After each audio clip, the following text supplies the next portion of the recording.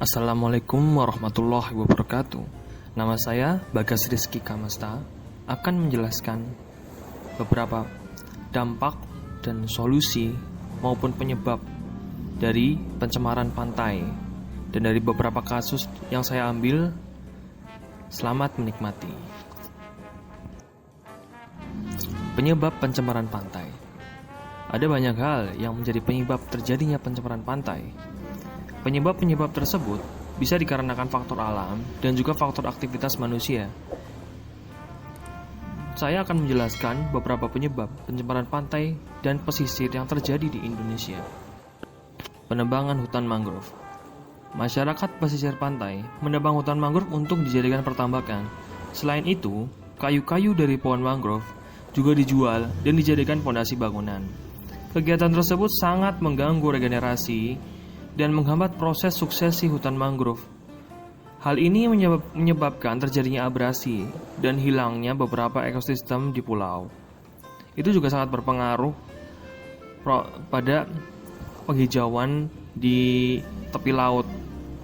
Karena bagaimanapun dengan berfungsinya hutan mangrove dapat menahan ombak dan juga menahan abrasi eksploitasi sumber daya alam yang berlebihan. Bentuk eksploitasi diantaranya adalah penambangan pasir, penambangan terumbu karang, dan eksploitasi ikan berlebihan. Banyak nelayan yang menggunakan alat penangkap ikan yang tidak ramah lingkungan demi mendapatkan hasil ikan yang melimpah. Hal tersebut tentu merusak habitat terumbu karang. Kelangkaan terumbu karang dan berkurangnya pasir laut menyebabkan bertambahnya kedalaman perairan dangkal, sehingga gelombang laut tidak bisa direndam dan sampai ke pantai dengan energi yang cukup besar. Bisa diartikan kalau semakin terumbu karang itu semakin hilang, rusak, artinya ombak yang datang dari kiriman angin laut itu akan menjadi lebih besar dan sangat beresiko. Dampak yang terjadi apabila pencemaran pantai, kerusakan ekosistem mangrove dan terumbu karang. Pencemaran terumbu karang banyak disebabkan oleh kegiatan perikanan yang bersifat destruktif, seperti penggunaan bahan-bahan peledak dan bahan-bahan beracun. Kerusakan pantai. Pencemaran tidak hanya merusak atau mematikan komponen biotik hayati, tetapi dapat pula membahayakan kesehatan atau bahkan mengancam nyawa manusia yang memanfaatkan biota atau perairan yang tercemar. Selain itu, pencemaran juga dapat mengurangi keindahan perairan laut dan pesisir yang terkena pencemaran. Kematian sumber daya hayati. Sedikit terdapat 4 lokasi perairan yang mengalami kasus kematian sumber daya hayati seperti ikan dan penyu hijau.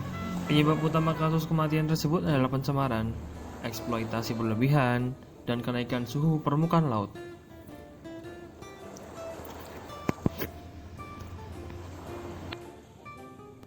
Pantai Cakrung, Bantul, Yogyakarta yang terkenal dengan wisata pantai dan agrowisatanya yang sangat bagus. Ini tidak terlewat dari tangan manusia yang tidak bertanggung jawab. Saya akan mengambil gambar dari situasi Pantai Muaro Lasak, Padang, Sumatera Barat yang diambil pada Selasa tahun 2019 yang menunjukkan tumpukan sampah plastik, kertas, kayu, dan bahan di pesisir pantai. Pencegahan pencemaran pantai. Untuk mencegah terjadinya pencemaran pantai dapat dilakukan kegiatan berikut, dan menurut saya adalah mengelola kawasan pantai secara terpadu. Maksud dari pengelolaan secara terpadu yakni melestarikan, memelihara, memanfaatkan secara bijak. Hal tersebut dapat diwujudkan dengan membangun suatu konsep pengelolaan yang berbasis berkelanjutan, memiliki visi ke depan, terintegrasi, kepentingan ekonomi dan ekologi, serta pelibatan masyarakat. Yang kedua adalah kegiatan nelayan dalam melakukan penangkapan ikan harus menggunakan alat tangkap yang ramah lingkungan dengan menempatkan pada lokasi yang tepat dan pengoperasian yang benar. Yang ketiga adalah melakukan kegiatan pengisian pantai untuk membentuk garis pantai, beach fill. Yang keempat adalah membuat pemecah gelombang secara garis pantai, groin, dan membangun seawall secara sempurna untuk mencegah abrasi. Yang kelima, menggunakan breakwater berbentuk kubus untuk merendam gelombang besar. Melakukan pengawasan terhadap aktivitas di daerah terumbu karang serta membuat terumbu karang buatan, terutama di daerah yang telah mengalami kerusakan parah. Rehabilitasi mangrove, yakni dengan melakukan penanaman kembali hutan mangrove.